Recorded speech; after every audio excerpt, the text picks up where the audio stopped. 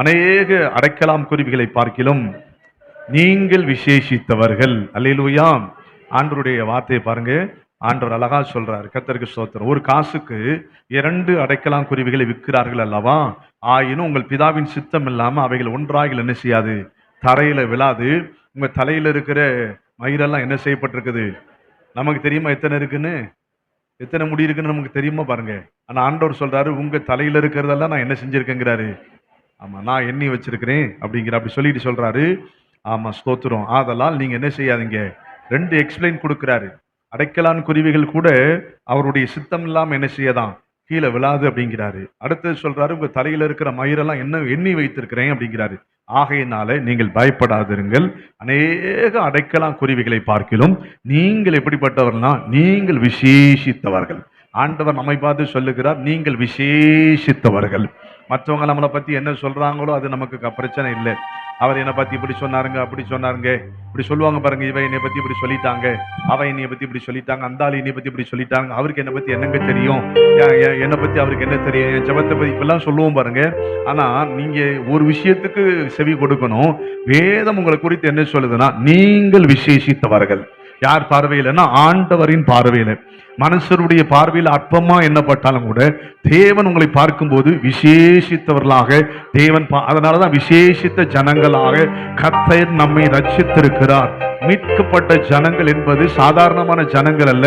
வேதத்தில் எழுதியிருக்கிறது, கர்த்தரால் ரட்சிக்கப்பட்ட ஜனமே உனக்கு ஒப்பானவன் யார்? ஆமேன் சொல்லுவோம். அல்லேலூயா. அப்போ தேவனுடைய பிள்ளைகளுக்கு ஒப்பாக இந்த உலகத்துல எந்த ஜனங்களும் இல்லை. கர்த்தருக்கு ஸ்தோத்திரம். அல்லேலூயா. அதனாலதான் பாருங்க, எகிப்து தேசத்திலிருந்து வருகிற ஜனங்கள் மோவாப் தேசத்துக்கிட்ட வந்தவன, மோவாப் தேசத்தில் இருக்கிற ராஜா அந்த ஜனங்களை பார்த்து பயந்தான். கர்த்தருக்கு ஸ்தோத்திரம். ஏன்னா தேசத்தின் விசாலத்தை மூடுகிறது போல, மாடு புல்லுகளை மேய்ந்து போடுவது போல ஒரு திரளான கூட்டம் வந்திருக்கிறது. இந்த கூட்டத்தை என்ன செய்ய முடியாது, எதிர்க்க முடியாது என்று சொல்லி தந்திரமா ஒரு வேலை செய்கிறான். கர்த்தருக்கு ஸ்தோத்திரம். ஒரு தீர்க்கதரிசிக்கு கூலியை கொடுத்து வந்து அந்த ஜனங்கள் என்ன செய்கிறான், பிள்ளையாம் தீர்க்கதரிசி கூட்டு வந்து ஜனங்களை சபிக்கிறதுக்கு என்ன செய்கிறான், நம்ம ட்ரை பண்றோம், முயற்சி பண்றோம். ஆனா யாக்கோபுக்கு விரோதமான மந்திரம் இல்லை, இஸ்ரவேலுக்கு விரோதமான குறி சொல்லுதல் இல்லை என்றது போல அவன் குறி சொல்லுதலை தேவன் அபத்தமாக்கி போட்டார். வாயை உண்டாக்கினவர், நாவை உண்டாக்கினவர், அவன் சபைக்கு வந்த நாவை ஆசீர்வாதமாய் திருப்பினார். அல்லேலூயா. ஆமா, சபைக்கு வந்தவன் சொன்னான், இஸ்ரவேலை ஆசீர்வதிப்பதே கர்த்தருக்கு பிரியம் என்று பிள்ளையாம் கண்டபோது என்று எழுதியிருக்கிற, கண் திறக்கப்பட்டு விளம்புகிறதாவது கர்த்தர் இஸ்ரவேல் ஜனங்களை ஆசீர்வதிக்கிறார். அந்த ஜனங்களோடு கர்த்தர் இருக்கிறார். ராஜாவின் ஜெயங்கம்பீரம் அவர்களுக்குள்ளே இருக்கிறது. அவர்களுக்கு காண்டாமிருகத்துக்கு ஒத்த பலன் இருக்கிறது. ஆகையினாலே அந்த ஜனங்களை ஒருவரும் சபிக்க முடியாது. தேவன் வெறுக்காத ஜனங்களை, தேவன் சபிக்காத ஜனங்களை நான் சபிப்பது எப்படி, நான் வெறுப்பது எப்படி? அந்த ஜனங்கள் தேவ ஜனங்களாய் இருக்கிறார்கள். இந்த காலையில நான் சொல்றேன், நீங்கள் தேவ ஜனங்களாய் இருக்கிறீர்கள் என்கிற உணர்வை கர்த்தர் உங்களுக்கு தருவாராக. நான் ஆண்டவரின் பிள்ளையாய் இருக்கிறேன், தேவனால் ரட்சிக்கப்பட்டவன், தேவனால் அபிஷேகம் பண்ணப்பட்டவன். எனக்கு ஒரு சபை இருக்கிறது, எனக்கு ஒரு தேவன் இருக்கிறார், என்னை காக்கிறவர் ஜீவனுள்ள தேவனாய் இருக்கிறார் என்று சொல்லி நீங்கள் தைரியம் கொண்டு மனுஷன் நமக்கு என்ன செய்வான் என்று சொல்லலாமே. கைதட்டியாமே. உம்முடைய சமூகம் என்னோடு கூட செல்லாதிருந்தால் எங்களை இவ்விடத்திலிருந்து என்ன செய்யாதீங்க, கொண்டு போகாதீரும் சொல்லிட்டு சொல்றாரு பாருங்க. எனக்கும் உமது ஜனங்களுக்கும் உம்முடைய கண்களிலே கிருபை கிடைத்தது என்பது எதனால் அறியப்படும், நீர் எங்களோடு வருவதினால் அல்லவா. இப்படியே பூமியில் உள்ள ஜனங்கள் எல்லாரிலும் நானும் உம்முடைய ஜனங்களும் விசேஷித்தவர்கள் என்று விளங்கும். கைதட்டி கர்த்தரை துதிப்போம். அல்லேலூயா. இதுலதான் மோசே சொல்றாரு, ஆண்டவர்கிட்ட ஒரு குறிப்பிட்ட எல்லையில வந்து அவங்க சொல்றாரு, ஆண்டவரே நாங்க எதனால விசேஷித்தவங்க அப்படின்னு கேட்கிறார். அவர் சொன்ன புதிய ஏற்பாட்டில் போட்டிருக்கு பாருங்க, நீங்கள் விசேஷித்தவர்னு. அதே மாதிரி இதுல அவர் சொல்றாரு, நாங்க எதனால ஆண்டவர் விசேஷித்தவர்னு கேள்வி அவர் தான் கேட்கிறார். கேட்டுட்டு மோசே தான் அந்த கேள்வியை கேட்டுட்டு மோசே அந்த பதில் சொல்றாரு, நாங்க வந்து எதனால் விசேஷித்தவர்னா நீர் எங்களோடு வருவதினால். நாங்க எதனால் விசேஷித்தவர் தெரியுமா, நீர் எங்களோடு இருப்பதினால், நீர் எங்க கூட வருகிறதுனால. தேவன் ஒரு மனுஷனோட வந்தா அல்லது தேவன் ஒரு மனுஷனோட இருந்தா அவன் விசேஷித்தவனாக, அவன் ஒரு விசேஷித்தவனாக ஆமென். எத்தனை பேர் விசுவாசிக்கிறீங்க? தேவன் என்னோடு கூட வந்தால் அல்லது தேவன் என்னோடு கூட இருந்தாரானால், மோசே சொல் இப்படி பூமியில் இருக்கிற எல்லா ஜாதியை விட நாங்கள் எதினால் விசேஷித்தவர்கள் தெரியுமா? நீர் எங்களோடு வருகிறபடினாலே, உம்முடைய சமூகம் எங்களோடு வருகிறபடினாலே, உம்முடைய பிரசன்னம் எங்களோடு வருகிறபடினாலே, நீர் எங்களோடு வருகிறபடினாலே, பாதாள வல்லடிக்கு தப்புவிக்கிற கர்த்தர் எங்களோடு வருகிறபடினாலே, மரித்தோரை உயிரோடு கூட எழுப்புகிற தேவாதி தேவன் எங்களோடு வருகிறபடினாலே, எல்லா பூமியில் இருக்கிற எல்லா ஜாதிகளை விட நாங்கள் விசேஷித்த ஜனங்களாக இருக்கிறோம். ஏன்னா வானத்தையும் பூமியும் உண்டாக்கின கர்த்தர் எங்களோடு வருகிறார். நாங்கள் இடைவிடாமல் ஆராதிக்கிற தேவன் எங்களோடு வருகிறார். நம்மை நேசிக்கிற தேவன் நம்மோடு வருகிறார். ஆகையினாலே நீங்கள் ஒரு விசேஷித்தமான பாத்திரம், நீங்கள் ஒரு விசேஷித்தமான ஜனம் என்பதை இன்றைக்கு பரிசுத்த ஆவியானவர் உங்களுக்கு உணர்த்துவாராக. நான் ஒரு விசேஷித்தவனாக இருக்கிறேன், நான் ஒரு விசேஷித்தவனாக இருக்கிறேன்.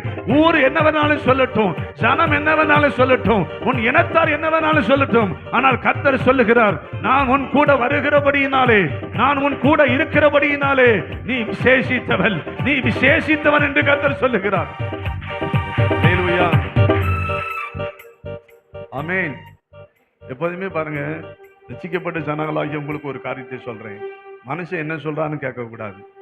அதை கேட்டோம்னா நம்ம விசுவாசத்துல தோத்து போயிடுவோம். கர்த்தர் என்ன சொல்றார்? கர்த்தர் நம்மளை குறித்து என்ன சொல்றாரு? கர்த்தர் வருத்தப்படுகிறாரா? கர்த்தர் நம்மளை குறித்து துக்கப்படுகிறாரா? அவரு நம்ம மேல ஏதாவது, அதுதான் நமக்கு முக்கியம். ஆமா, அது மனுஷன் நம்ம மேல வருத்தப்படுகிறதுனால நமக்கு ஒரு உப்பு புளி கூட லாபம் கிடையாது. ஆமீன் சொல்லுமா? இல்லைங்க, இவர் என் மேல வருத்தப்பட்டாருங்க, என் வீட்டுல சாப்பாடு நின்று போயிருமா? அப்படிலாம் கிடையாது. மனுஷன் நம்மளை குறித்து என்ன பேசுறான், என்ன சொல்றாங்கிறது கிடையாது. கர்த்தர் ஒரு மனுஷன் மேல பிரியமா இருந்தா, கர்த்தருக்கு ஸ்தோத்திரம். எல்லாரும் புறக்கணித்தாங்க தாவீதே, ஆனால் கர்த்தர் அவனோடு தான் இருந்தார். சகோதரர்கள் புறக்கணித்தார்கள் யோசேப்பை, கர்த்தர் அவனோடு தான் கூட இருந்தார். அடிமையாக கொண்டு போகப்பட்ட பாபிலோன் தேசத்துக்கு எஸ்தர் ராஜாத்தி, கர்த்தர் அவளோடு இருந்தார். கை வைத்து ஆமென் சொல்லுவோமா? தேசங்களிலே தேசாந்தரியாக பரதேசியாய் சஞ்சரித்த ஆபிரகாமோடு கர்த்தர் இருந்தார். கர்த்தருக்கு ஸ்தோத்திரம். எத்தனாகிய யாக்கோபோடு கர்த்தர் இருந்தார். கைத்தட்டி கர்த்தரை துதிப்போம். அல்லேலூயா.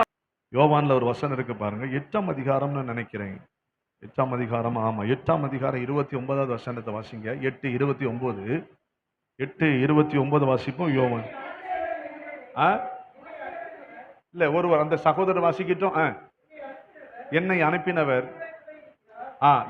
அனுப்பினவர் என்னோடு கூட இருக்கிறார். பாருங்க, இயேசு சொல்றாரு பாருங்க, பிதாவுக்கு நான் பிரியமானவைகளை எப்போதும் செய்கிறபடினாலே அவர் என்னை தனியே இருக்க விடவில்லை. ஆமீன் சொல்லுமா? ஆண்டவர் பாருங்க, எந்த மனுஷனையும் கை விடுவது இல்லை, எந்த மனுஷனையும் தனித்து விடுவதில்லை.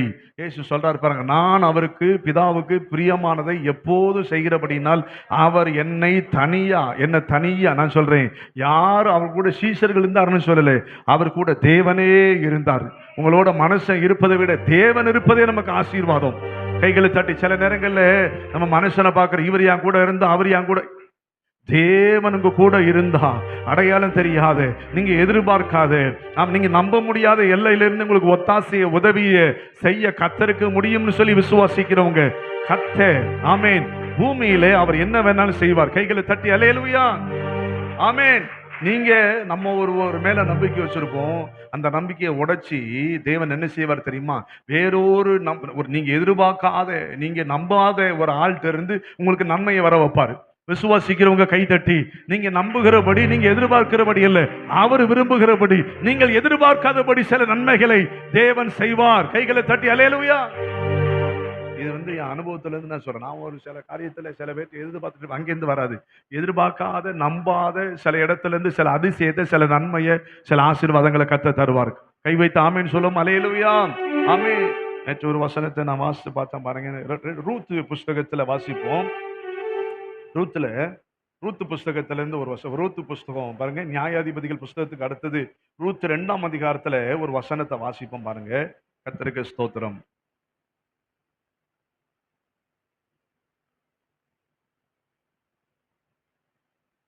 ஏழாவது வசனத்திலிருந்து வாசிப்பா. 2:7. அறுக்கிறவர்கள் பிறகு அறுக்கட்டுகளிலிருந்து சிந்தினதை பொறுக்கிக் கொள்ளுகிறேன் என்று அவள் என்னிடத்தில் கேட்டுக்கொண்டால், காலமே துவங்கி இது வரைக்கும் இங்கே இருக்கிறாள். இப்பொழுது அவள் குடிசைக்கு வந்தாள்.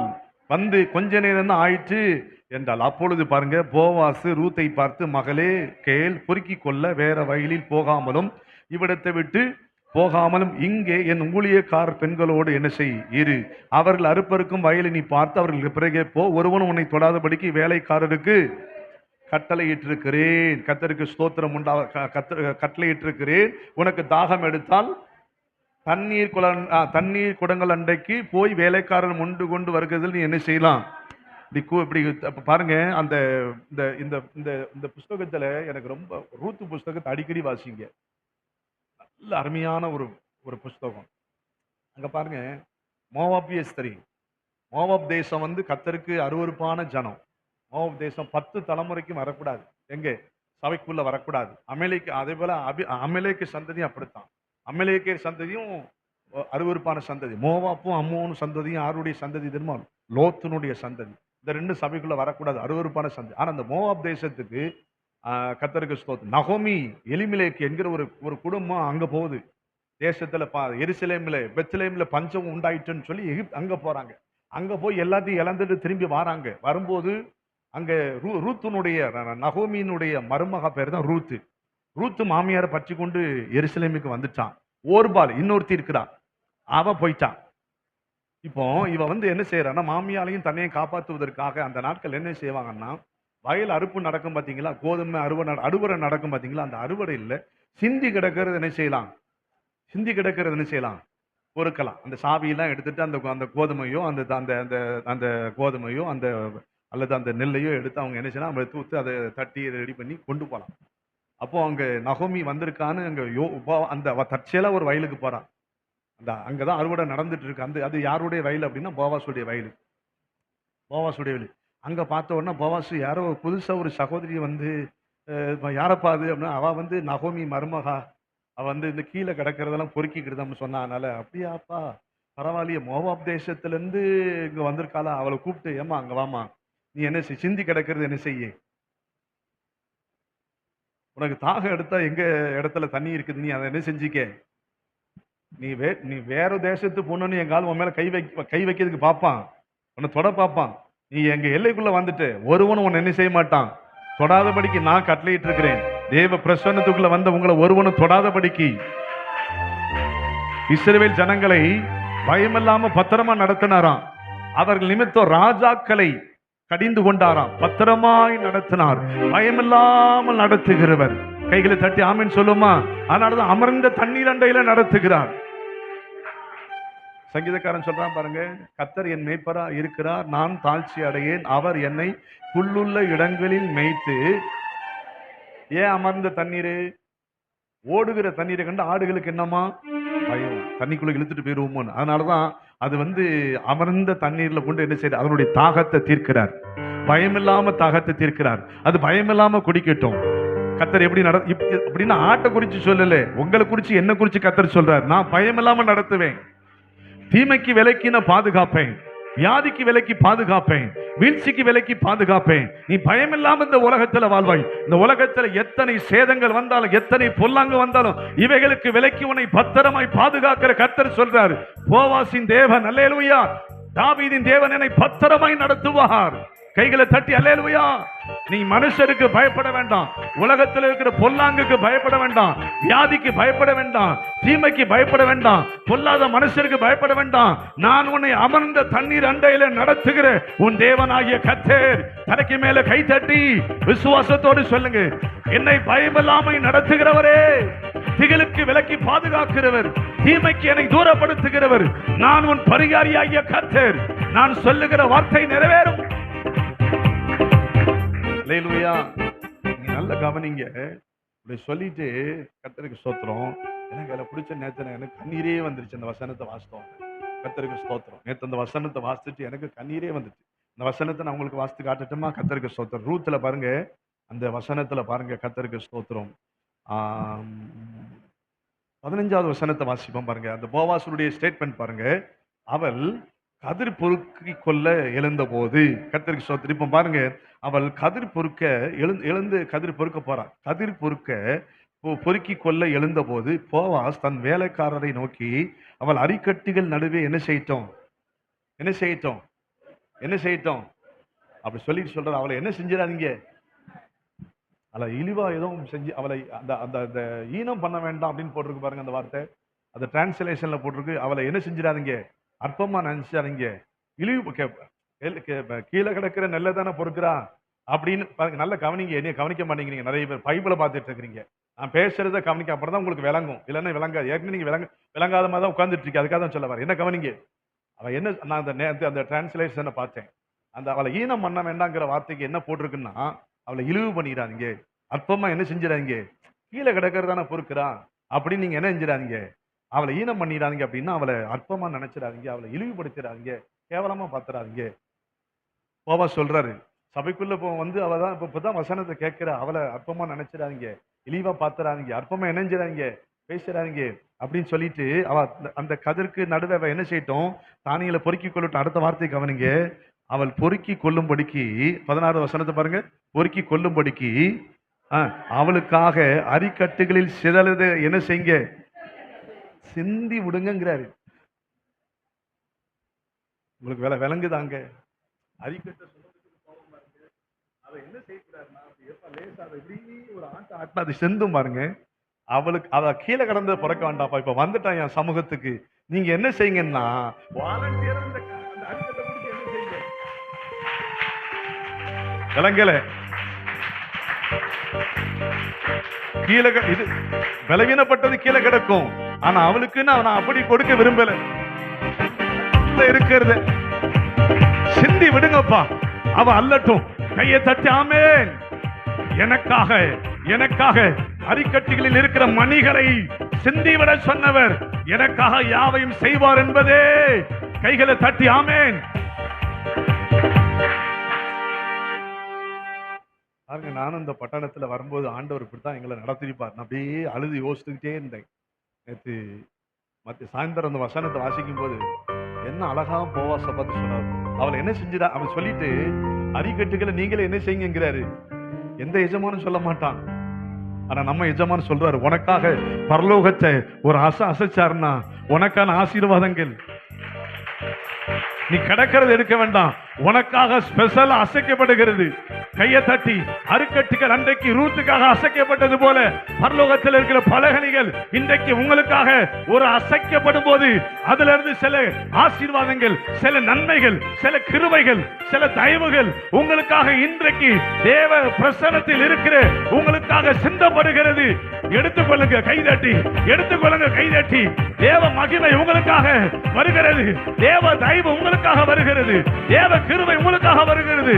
Healing the name of Jesus.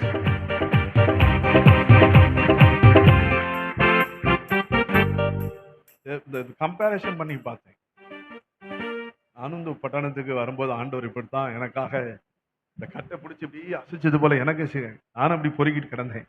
சரியா சொல்லுவோமா? ஏதோ ஒரு ஆச்சரியம் பாருங்க. கர்த்தர் பாருங்க, அது கர்த்தருடைய அந்த தோட்டத்துக்கு, அது ஒரு சபைக்கு குறிக்கிறது.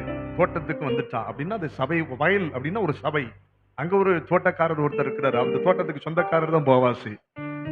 ஆமா, அவ கீழே கிடக்கிறது ஏதோ அங்கனங்கன கிடக்கிறது. இப்ப இல்லப்பா நான் அதை அவளுக்கு கொடுக்க, இது வரைக்கும் அவன் கீழே கிடக்கிறத போறேன். இப்ப நான் ஒண்ணு சொல்றேன் பாரு, 16 வசனத்துல அவளுக்காக என்ன செய்யுங்க, அரிக்கட்டுகள் என்ன செய்யுங்க, ஒரு அசைங்கப்பா. அவளுக்காகவே சிந்தி விடுங்கிறாரு. அவ என் சமூகத்துக்கு வந்துட்டான், அதனால அவ கீழே கிடக்கிறதுக்கு வேண்டாம். ஸ்பெஷலா கட்டுக்குள்ள இருக்கிறது, பரலோகத்துக்குள்ள இருக்கிறது, ராஜ்யத்துக்குள்ள இருக்கிறது, வானத்தின் பலகணிகளுக்குள்ள இருக்கிறது. அவளுக்காக சிதறி விடுங்க. அவ எடுக்கட்டும், அந்த நன்மை எடுக்கட்டும், அந்த எதிர்பார்ப்பை எடுத்துக்கொள்ளட்டும், அந்த ஆசீர்வாதத்தை எடுத்துக்கொள்ளட்டும், அந்த கிருபையை எடுத்துக்கொள்ளட்டும், அந்த தயவை எடுத்துக்கொள்ளட்டும், அந்த சுகத்தை எடுத்துக்கொள்ளட்டும், அந்த ஆரோக்கியத்தை எடுத்துக்கொள்ளட்டும், அந்த நல்ல வாழ்க்கையை எடுத்துக்கொள்ளட்டும், அந்த நல்ல நாட்களை. இதுதான் உன் ஆண்டவர் உனக்காக செய்கிற காரியம். கர்த்தர் உனக்காக செய்கிற காரியம். இன்றைக்கு பரலோகத்தை ஒரு அசைத்து அதுல இருந்து விழக்கூடிய மணிகளை நீ எடுத்துக்கொள்ளத்தக்கதான கிருபையை கர்த்தர் உனக்கு தரப்போகிறார்.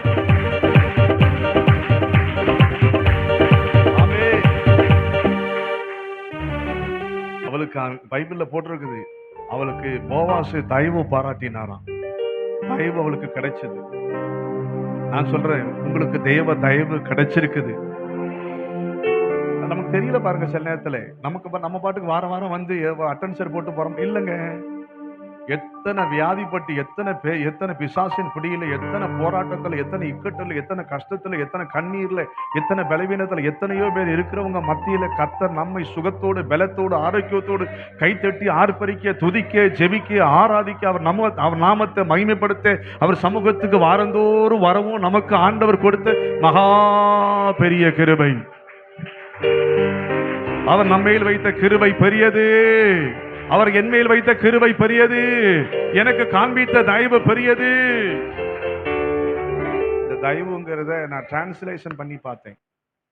டிரான்ஸ்லேஷன் பண்ணி செல்லுல பார்த்தேன். எனக்கு அதுல திருப்தி இல்லை.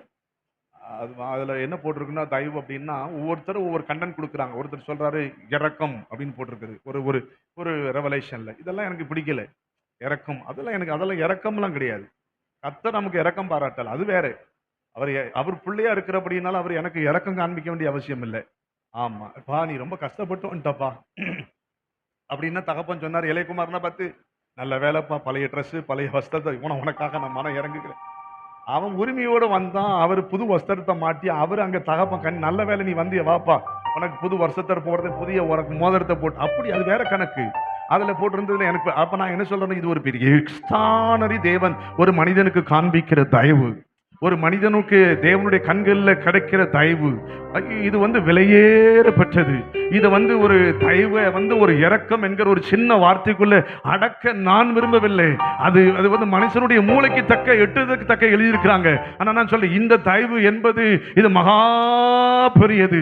சிறைச்சாலை தலைவனுடைய கண்களில் தயவு கிடைக்க, பார்வோனுடைய கண்களில் தயவு கிடைக்க, போத்திபார் வீட்டில் தயவு கிடைக்க, போவாஸ் கண்களில் தயவு கிடைக்குமானால் இந்த தேசத்தில் இருக்கிற எந்த மனுஷனுடைய கண்களிலும் தயவு கிடைக்க தேவனால் செய்யக்கூடும் என்று சொல்லி விசுவாசிக்கிறவங்க கைகளை தட்டி இந்த தயவை நீங்க நாளைக்கு பார்ப்பீங்க. இன்றைக்கு தேவ சமூகத்தில் இருக்கிற நீங்க நாளைக்கு ஒரு தயவை பார்ப்பீர்கள். தேவன் உங்களுக்கு தயவை காண்பிப்பார் என்பதை விசுவாசிக்கிறவங்க கைகளை தட்டி யாரும் வேண்டாங்க. போவாசு போதும்னு வந்திருக்கா பாருங்க. அவ சொந்த தேசத்தை விட்டுட்டு வந்தாலாம், தகப்பன் வீட்டை விட்டுட்டு வந்தாலாம். முன்னே அறியாத ஜனங்கள் இடத்துல இது புதுசா இருக்குது, இந்த ஆராதனை புதுசா இருக்குது, இந்த ஜெபம் புதுசா இருக்குது, இந்த தேவன் புதுசா இருக்கிறாரு, இவரை பத்தி நான் கேள்விப்பட்டதே இல்லை, இதுக்கு முன்னாடி இருந்த முறைமை வேற, இதுக்கு முன்னாடி இருந்த வழிபாடுகள் வேற அப்படின்னு எல்லாத்தையும் விட்டுட்டு அவர் போதும் நீ வந்திருக்கிற பத்தியா, அதுக்கு தான்ப்பா உனக்கு தயவு. நான் வேணும்னு வந்திருக்கிற பத்தியா, எனக்காக உன் தேசத்தை விட்டே இல்லையா, எனக்காக உன் இனத்தை விட்ட இல்லையா, எனக்காக உன் தகப்பன் வீட்டை விட்டுட்டியே, எனக்காக அநேக சொந்தக்காரங்களை விட்டுட்டியே, என் சமூகத்துக்கு நீ வந்துட்டல, உனக்கு நான் காட்டுறேன் பாரு தயவே, உனக்கு நான் பாருங்க. நான் சொல்லுகிற ஒவ்வொரு வார்த்தையும் இன்னைக்கு தீர்க்க தரிசன செய்தியா நான் பேசிட்டு இருக்கிறேன். இது வழக்கமான பண்ணுகிற பிரசங்கம் அல்ல, தீர்க்க தரிசனமான செய்தியை நான் பிரசங்கம் பண்ணிட்டு இருக்கிறேன். நீங்க ஜனத்தை விட்டுட்டு இனத்தை விட்டுட்டு வந்த உனக்கு அவராலே நிறைவான பலன் கிடைக்கும் என்று கர்த்தருடைய வார்த்தை சொல்லுகிறது. இஸ்ரவேலின் தேவனாகிய கர்த்தருடைய செட்டைக்கு கீழாக வந்த உனக்கு அவராலே நிறைவான பலன், நிறைவான பலன், நீ எதிர்பார்க்காத நிறைவான பலன் உனக்கு கிடைக்கும் என்று கர்த்தர் வாக்கு பண்ணுகிறார். தாமதித்தாலும் அது பொய் சொல்லாது, அது நிறைவேறும். போவாசு சொன்ன ஒரு காரியம் பாருங்க, என் மனசை ரொம்ப அசைச்சுது. கர்த்தருக்கு ஸ்தோத்திரம், கர்த்தருக்கு மகிமை உண்டாகட்டும். பாருங்க, அந்த வசனத்தை வாசித்து பார்ப்போம். அதற்கு 13வது வசனத்தை பாருங்க.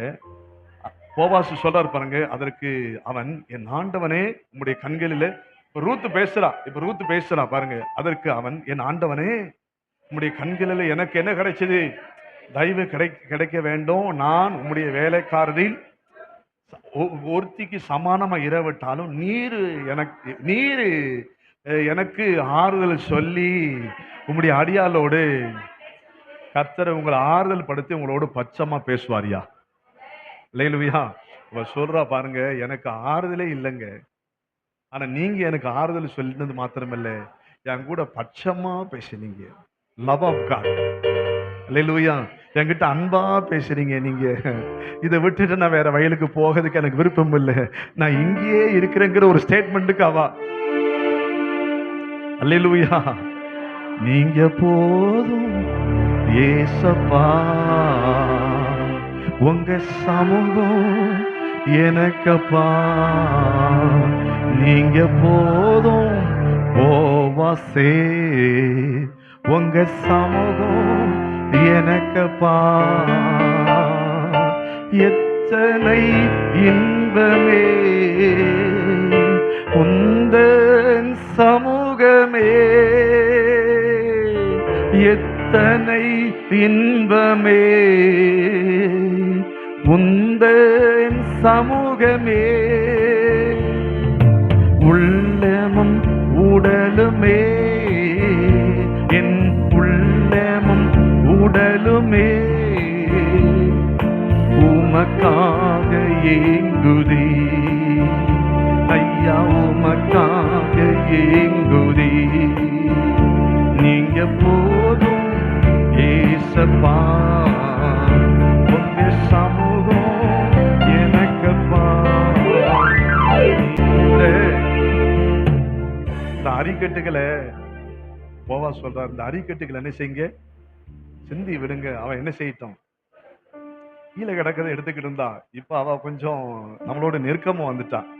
ஆகையினால நீங்க அவ கீழே கிடக்கதை பொறுக்க வேண்டாம். நீங்க அரிக்கட்டுகளை தூக்கிட்டு போகும்போது அவள் லேச ஒரு அசாசிச்சிங்கன்னா அதுல இருந்து கொஞ்சம் கீழே விட பாருங்க. ஆமாது, ஆனா அவளுக்கு தெரியாது பாருங்க, இந்த அரிக்கட்டு அவளுக்கு சொந்தமா மாறப்போகுது.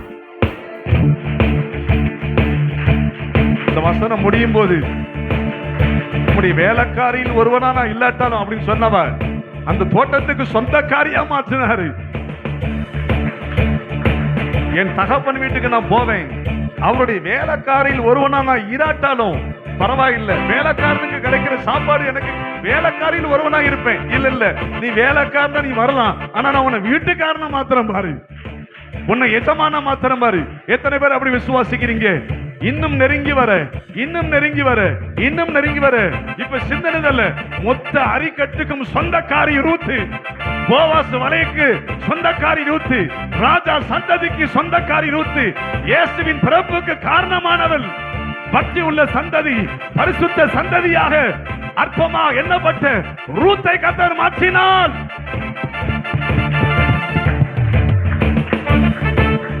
அல்லேலூயா.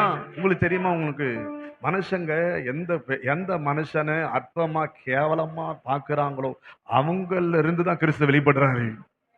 அசிங்கங்க ராகாபுடைய குடும்பம், அதுல இருந்து வந்தவர் ரூத்து. இந்த குடும்பத்துலதான் அந்த அசிங்கத்தையே மாத்ததுக்கு அற்புதமான அதிசயமான தேவனே. இவளுக்கு பின்னாடி வந்தது ராஜ சந்ததி, இவளுக்கு பின்னாடி தான் தாவீது வந்தாரு, ஈசாயில் வந்தாரு, சல்மோன் வந்தாரு. ஏன் கிறிஸ்துவே இந்த சந்ததியில தான் வந்தாரு. நான் சொல்றேன், இன்றைக்கு உங்க நிலைமை பொறுக்கிற நிலைமையா இருக்கலாம், தானியத்தை பொறுக்கிற நிலைமையா இருக்கலாம். உங்களுக்காக இன்றைக்கு கர்த்தர் சிந்தி விடுகிற நன்மையை பெற்றுக் கொள்வீங்க. நாளை தினத்துல அரிக்கட்டுகளுக்கு சொந்தக்காரியாக, அரிக்கட்டுகளுக்கு சொந்தக்காரனாக, வயலுக்கு சொந்தக்காரனாக தற்செயலா வந்ததல்ல, ஒரு ஆசீர்வாதம். தேவன் உங்களை பிளான் பண்ணி திட்டமிட்டு கொண்டு வந்திருக்கிறார் என்று சொல்லி நம்புறவங்க மாத்திரம் கைகளை தட்டி, நம் ஆண்டவர் திட்டத்தை வகுத்து செய்கிற கர்த்தர் நம்மை போல அல்ல. ஆமென் சொல்லுமா. நான் நினைக்கிறேன் அப்படிதான் அந்த கானானிய ஸ்திரீ நினைச்சிருப்பான். கானானிய ஸ்திரீ, ஆண்டவரே என் மகள் கொடிய வேதனைப்படுகிறாள், பிசாசுனால மிகவும் கொடிய வேதனைப்படுகிறாள், ஆகையினால நீர் அவளுக்கு என்ன செய்யன்னு கேட்டா, அவர் சொன்னாரு, நான் காணாமல் போன இஸ்ரவேல் வீட்டார் இடத்திற்கே வந்தேன் அஞ்சி, வேற ஒன்றும் இல்லை அப்படின்னாரு. அப்புறம் சொன்னாங்க, பிள்ளையின் அப்பத்தை எடுத்து என்ன செய்யறது இல்லை சொன்ன சொல்றா பாருங்க, ரைட் தான் ஆண்டவர், நீங்க சொல்றதெல்லாம் கரெக்ட் தான். ஆனாலும் எஜமானுடைய மேஜையிலிருந்து விழுகிற அந்த துணிக்கு அந்த கீழே கிடக்கும்ல, இந்த கீழே கிடக்கும், இதை நான் எடுத்துக்கிடுவான்னாரு. ஓ விசுவாசம் பெருசு. அதைத்தான் ரூத்து செஞ்சிருக்கிறார், அதைத்தான் ரூத்து செஞ்சிருக்கிறார், அதைத்தான் கானானிய ஸ்திரீ செஞ்சான். தன் மகளுக்கு இருந்த வியாதி மாறியது, அற்புதம் நடந்தது, அதிசயம் நடந்தது. விசுவாசத்தை தேவன் கனப்படுத்தினார். இன்றைக்கு நீங்கள் விசுவாசிக்க கூடுமானால் எல்லாம் ஆகும் என்று கர்த்தர் சொல்லுகிறார். கைகளை தட்டி அல்லேலூயா, ஆமென். ஆண்டவருக்கு மகிமை உண்டாகட்டும். அல்லேலூயா. இதைத்தான் யாக்கோபு சொல்றார் 32:10. யாக்கோபு இந்த 32:10 ஆதியாகம புஸ்தகத்துல 32:10 சொல்றார் பாருங்க, தேவரீர் அடியனுக்கு காண்பித்த எல்லா தயவுக்கும், எல்லா தயவுக்கும். அப்ப பாருங்க, ஆண்டவர் யாக்கோபுக்கு என்ன செஞ்சிருக்கிறான்னா, அவனுக்கு தயவை காண்பித்திருக்கிறார். நான் சொல்றேன், இன்றைக்கு உங்களுக்கு ஒரு தயவை காண்பிப்பார். நீங்க போகிற எல்லா இடத்துல தயவு கிடைக்கும். எத்தனை பேர் நம்புறீங்க நான் சொல்றது? எத்தனை பேர் நான் தான் முதலே சொல்லிட்டேன். இது நான் வந்து வேத பிரசங்கம்னு இருக்குது, சரித்திர பிரசங்கம்னு இருக்குது, வியாக்கியான பிரசங்கம்னு இருக்குது. ஆமா, இப்படி பல பிரசங்கங்கள் இருக்குது. இன்னைக்கு நான் பண்ணிட்டு இருக்கிற பிரசங்கம் தீர்க்க தரிசன பிரசங்கம். இது வந்து இதுல வந்து 1 2 3 4 இப்படி வராது, இதுல மொத்தமா வரும். கர்த்தர் அநேகரோடு பேசுகிறாருங்கிறது என்னால தீர்க்கமா சொல்ல முடியும். கைகளை தட்டி அல்லேலூயா, நன்றி ஆண்டவரே, அல்லேலூயா. அதனாலதான் ஆண்டவர் சொல்றார், நீங்கள் விசேஷித்தவர்கள். தேவன் உங்களுக்கு தயவை, நான் சொல்றேன், நீங்க நம்புறீங்களா தெரியல, நான் வந்து தேவனுடைய ஊழியக்காரனா சொல்றேன், நாளை தினத்துல உங்களுக்கு கர்த்தர் நிச்சயமாக உங்களுக்கு தயவை. ஏன்னா இது வரைக்கும் நீங்க இப்படி சிந்திச்சிருக்க மாட்டீங்க. இப்ப நீங்க சிந்திக்கணும், என் மேல ஒரு கிருபை இருக்கிறபடினாலதான் எனக்கு சரியான நேரத்துல என் கையில பணம் கிடைக்க கர்த்தர் அனுக்கிரகம் பாராட்டுகிறார். எங்க வாரம் பூரா வேலை செஞ்சுட்டு செவ்வாய்க்கிழமை சம்பளம் வாங்குற எத்தனை பேர் இருக்காங்க தெரியுமா? புதன்கிழமை சம்பளம் வாங்குற எத்தனை பேர் இருக்காங்க தெரியுமா? ஞாயிற்றுக்கிழமை சம்பளம் வாங்குற எத்தனை பேர் இருக்காங்க தெரியுமா? ஆனா சனிக்கிழமை உங்களுக்கு கிடைக்குதுன்னா அது உங்க எஜமான் பொறுப்பு இல்லை, நீங்க அதுக்கு பொறுப்பு இல்லை. கர்த்தர் உங்க மேல வைத்திருக்கிற கிருபை. பைபிள்ல போட்டிருக்குது, பஞ்ச காலத்து கர்த்தர் வந்து அவன்கிட்ட சொன்னாராம், ஈசா கிட்ட, நீ இந்த தேசத்துல என்ன செய்ய இருப்ப, அந்த தேசத்தை விட்டு நீ என்ன செஞ்சிடாத, நான் உன்னை என்ன செய்வேன், உன் தகப்பனுக்கு நான் சொல்லி இருக்கிறேன், நீ இந்த தேசத்துல என்ன செஞ்சிடாத, போயிடாத, இந்த தேசத்துல இருப்பான்னாராம். எந்த தேசம்னு சொன்னா அந்த தேசத்துல அப்பதான் பஞ்சம் வந்திருக்குது. பஞ்சம் வந்த தேசத்துல இவர் பொட்டியை கட்டிக்கிட்டு ரெடியா இருக்கிறாரு. யார கூட்டிக்கிட்டு, யார கூட்டிக்கிட்டு, யாரையோ கூட்டிக்கிட்டு, அப்படி இல்லையா, ரெபெக்கால கூட்டிக்கிட்டு, ரெபெக்கால கூட்டிக்கிட்டு பெட்டிக்கிட்டெல்லாம் ரெடி பண்ணிட்டார். எப்ப இது நமக்கு செட் ஆகாது, இந்த பட்டணத்துல இனிமே என்னது வராது, ஆர்டர் வராது, பயிர் வரமாட்டாரு, வேலையும் இல்லை, தொழிலும் இல்லை, நம்ம போயிடலான்னு பொட்டியை கட்டிட்டாரு. கர்த்தர் வந்தார், எப்ப நீ இந்த தேசத்துல என்ன செய்ய, நான் யார் தெரியுமா, ஆபிரகாமுக்கு தேவனா. இவர் புரிஞ்சுக்கிட்டாரு, எங்க அப்பாவுடைய தேவன் தான் பேசுறாரு. எங்க அப்பாவுக்கு 75 வயசுல வாக்குத்தத்தம் கொடுத்தவர் 100 வயசுல நிறைவேற்றினாரு. எங்க அப்பா என்ன பலி செலுத்த போகும்போது என்னை காப்பாற்றும் தேவன் என்னோட கூட வந்து பேசுகிறாரு. அப்ப இப்பவும் இதுவரைக்கும் காப்பாற்றுனவர் இனியும் காப்பாற்றுவார்னு அந்த தேசத்துல நம்பி ஈசாக்க குறித்து பைபிள்ல சொல்லுகிற அந்த தேசம் பஞ்சத்துல வசனம் சொல்லுது, மழையே இல்லையா எத்தனை வருஷத்துக்கு. ஆபிரகாம் அந்த ஈசா காலத்துல மழையே இல்லையா, நிலங்கள் எல்லாம் எப்படி திரும்ப இருந்துச்சான், வெடிச்சிருச்சான், தண்ணி இல்லாம வெடிச்சிருச்சான். இவர் இப்போ ஒரு மூட்டையை தூக்கிட்டு போறாரு, எதுக்கு, விதைக்க. யாரப்பா அது போறது, ஈசாக்குன்னு என்ன தெரியுமா அர்த்தம், சிரிப்புன்னு அர்த்தம். அவன் செய்யற வேலையும் சிரிப்பா தான் இருக்குது. ஏய், மழையே இல்ல, பூமி வெடிச்சு கிடக்குது, இப்போ தூக்கிட்டு போறாப்புல, விதையை தூக்கிட்டு போறாப்புலன்னு சொல்லி எல்லாரும் சிரிச்சிருப்பாங்க. அந்த வெடிச்ச பூமியில தான் ஒவ்வொரு விதையா போட்டான். பைபிள் சொல்லுது, ஈசாக்கு அந்த தேசத்தில் தானே விதை விதைத்தான், கர்த்தர் அதை ஆசீர்வதித்ததினாலே. விதைச்ச விதைக்கு ஏற்ற அறுவடை இல்ல, விதைத்தது 1, அறுவடை 100. கைதட்டி அல்லேலூயா. எங்க விதை வளருமாங்கிறதே ஒரு கேள்வி. அல்ல கவனிங்க, விதைய போட்டா நிலம் வெடிச்சு கிடக்குது, காஞ்சி கிடக்குது, ஈரப்பதமே இல்லை, தண்ணியே இல்லை, அதுல விதை போட்டா வளருமாங்கிறதே பெரிய விஷயம். ஆனா இவர் விதைச்சு அதுக்கேற்ற அறுவடையை பார்க்கலையாம். ஆண்டவர் அதை ஆசீர்வதிச்சார். எதை, வெடித்த பூமி ஆசீர்வதிச்சாராம், காஞ்ச நிலத்தை ஆசீர்வதிச்சாராம். ஆகையினால் அந்த வருஷத்துல கர்த்தர் 100 மடங்கு பலனை பெறும்படி, கர்த்தரால் ஆகாத காரியம், செத்து போன கற்பத்துல குழந்தையை உண்டாக்க, செத்து போனவன் என்று எண்ணத்தக்கதாக ஒருவனாலே சந்ததி பெருக்க மன்ன, செங்கடலை 2ஆய் பலக்க, யோர்தானை 2ஆய் பலக்க, யோர்தானை 2ஆய் பலக்க. அல்லேலூயா. கானான் தேசம் என்பது ஜனங்களுடைய கனவல்ல. புரியுதா உங்களுக்கு? எகிப்துல இருந்து வெளியே கொண்டு வரதுதான் ஜனங்கள் என்ன செஞ்சாங்க, இதுல இருந்து நான் வெளியே வந்தா போதியா, இதுல இருந்து நான் வெளியே வந்தா போதியா, இதுல இருந்து நான் வெளியே வந்தா போதியா, இந்த கடனை அடைச்சா போதியா, இந்த கஷ்டத்துல இருந்து வெளியே வந்து, இப்படித்தானே நம்ம சொல்லிட்டு இருக்கிறோம். ஆனா அவர் எப்படி கனவு வச்சிருந்தாராம், இவனை வெளியே கொண்டு வருவது மாத்திரம் இல்ல, இவனுக்கு வந்து பாலும் தேனும் ஓடுகிற தேசத்தை நான் கொடுப்போம்னு கனவு. யாருக்கு வந்துச்சான், யாருக்கு வந்துச்சான், ஜனங்களுக்கு வந்துச்சான், மோசைக்கு வந்துச்சான். யாருக்கு வந்துச்சு, விடுவிக்கிறவருக்கு வந்துச்சு, விடுவிக்கிறவருக்கு வந்துச்சு. உங்களுக்கு வரதோ இல்லையோ, அவருக்கு கனவு வந்துருச்சு, உங்களை விடுதலை ஆக்கி விலங்கல. அவன் கேட்டானா, இஸ்ரவேல் ஜனங்கள் கேட்டாங்களா, எங்கேயாவது கேட்டாங்களா, ஆண்டவர் நீர் எங்களை விடுதலை ஆக்கி எங்களுக்கு நல்ல தேசத்தை தாங்க, பாலும் தேனும் ஓடுகிற தேசத்தை தரணும்னு சொல்லி எங்கேயாவது கேட்டானா? எங்கேயாவது அவன் உபவாசம் போட்டானா, ஜோம் எங்கேயாவது கேட்டானா? அதெல்லாம் கேட்கலாம். அவன் என்ன செஞ்சானா, இதுல இருந்து எங்களை என்ன செய்யுங்கன்னா, இதுல இருந்து விடுதலையாக்கும், இதுல இருந்து விடுதலையாக்கும், இதைத்தான் முறையிட்டுக்கிட்டு இருந்த கத்தர் பார்த்தாரு. உன்னை அவருக்குள்ள இருந்த மைண்ட் செட்டை பாருங்க. அவர்களை விடுதலையாக்கி, அவங்க இவ்வளோ நாளா கஷ்டப்பட்டுட்டாங்க, இவ்வளோ நாளா நொறுக்கப்பட்டுட்டாங்க, இவ்வளோ நாளா பற்றாக்குறையில் இருந்துட்டாங்க, இவ்வளோ நாளா செழிப்பு இல்லாம இருந்துட்டாங்க. இவனை விடுதலையாக்கி வறட்சியில விடல, ஒரு செழிப்பான தேசத்துல, பால் ஓடுகிற, தேன் ஓடுகிற, நீர்ப்பாய்ச்சலான தோட்டத்துல, இவன் வெட்டாத கிணத்துல குடியிருக்கத்தக்கதாக, இது வரைக்கும் பட்ட பாடுகளுக்கு ஈடாக சில பலனை, சில காணானை, சில வெட்டாத கிணறை, சில நடாத தோட்டங்களை, சில கட்டாத வீடுகளை கர்த்தர் வாக்கு பண்ணி, அவருடைய கனவுங்க அதெல்லாம். கைத்தட்டி ஆண்டவரை துதிப்போம். நாம் பாருங்க, நம்ம புத்தி எப்பவுமே பாருங்க, நம்ம புத்தி எப்படி இருக்கு பாருங்க. என்ன விடுதலையாக்க நான் போதும் ஆண்டவரை சுகம், என்னைய சுகமாக்கிட்டான்னா நான் இருக்கிற வரைக்கும் ஊழியம் செய்வேன். ஆனா அவர் அப்படி இல்லை, விடுதலையாக்கி எங்க கொண்டு போறாரு பாருங்க, செழிப்புள்ள தேசத்தை கொண்டு போறார்.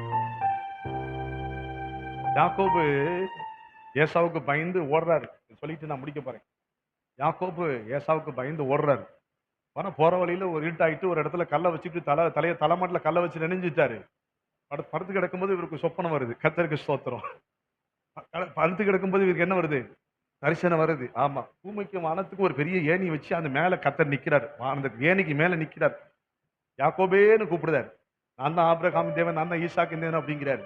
அவர் சொல்றாரு, பாரு நீ படுத்திருக்கிற பூமியை நான் என்ன செய்வேன், நான் உனக்கு தருவேன். ஆமா, கிழக்க மேற்க வடக்க உன் சந்ததி எப்படி இருக்க போகுது? பெருக போகுது. நான் உன்னை ஆசீர்வதிக்க போறேன், நீ பெருக போற, பெரிய சந்ததி வரப்போகுதுன்னு கர்த்தர் பேசிட்டு இருக்கிறாரு. இவரு டக்குன்னு கண்ணை முழிச்சுக்கிட்டு கண்ணை முழிச்சார். இவரு எப்படிப்பட்ட ஆள் பாருங்க. கர்த்தர் நான் போகிற தேசத்தில் எனக்கு உண்ண உணவும் உடுக்கு உடையும் தந்தாரானால் எனக்கு அவர் தேவனா இருப்பார். புத்திய பத்தியில அவர் சொல்றாரு, நீ படுத்திருக்கிற பூமியே உங்களுக்கு விளங்கலையோ? நான் சொன்னது விளங்குதா? என்ன விளங்குது? அவர் சொல்றாரு, முதல்ல அவர் தான் வந்து சொன்னாரு, நான் நீ படுத்திருக்கிற இந்த பூமியை நான் உனக்கு தருவேன், நீ கிழக்க மேற்க வடக்க அப்படின்னு நீ இப்ப பெருகுவ, உன்னை சந்ததி ஆசீர்வதிப்பேன், நீ பெரிய ஜாதியா இருப்ப, நான் உன்னை ஆசீர்வதிப்பேன், நான் சொன்னதை செய்ய வரக்கும் உன்னை என்ன செய்ய மாட்டேங்கிறாரு, கைவிட மாட்டேன், உன் கூடவே இருப்பேன், நான் உன்னை திரும்பி வரப்போனு பல வாக்குத்தத்தத்தை கொடுத்து பேசினேன். இவரு டக்குன்னு முழிச்சு பார்த்துட்டு, வா இதுல கர்த்தர் இருக்கிறார், ஆண்டவர் எனக்கு சோறும் ட்ரெஸ்ஸும் கொடுத்தாரானால். புத்திய பத்தியில அவனுக்கு அவர் தேசத்தை தாரோம்னா இவர் எனக்கு சோற தருவாருன்னு கேட்கிறான். உனக்கு ஜாதியை தருவோம்னா எனக்கு வஸ்திரம் கிடைக்குமா ஆண்டவரேன்னு கேட்கிறான். இவன் புத்தி எப்படி இருக்கு? அவர் சொல்ற, நீ படுத்திருக்கிற பூமியவே உனக்கு நான் தாரேன், நீ கிழக்க மேற்க வடக்க இடம் கொண்டு பெருகுவாய். அப்போ நம்மளை குறித்து வைத்திருக்கிற எண்ணத்தை விட என்னை குறித்து அவருக்கு இருக்கிற எண்ணங்கள் பெரியவைகள் என்று சொல்லி விசுவாசிக்கிறவங்க, நான் நினைப்பதை விட வேண்டிக் கொள்வதை விட மிக அதிகமாக எனக்கு கிரியை செய்கிறவர், என்னை ஆசீர்வதிக்கிறவர். கைகளை தட்டி அல்லேலூயா. சாதிகளுக்கு சொந்தக்காரனாக மாற்றுகிற கர்த்தர். கைகளை தட்டி அல்லேலூயா. அதனாலதான் கர்த்தர் தீர்க்கதரிசி மூலமா சொன்னார், எப்பா உன் நினைவும்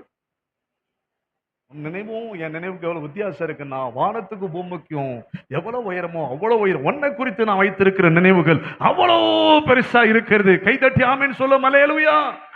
ஆமென்.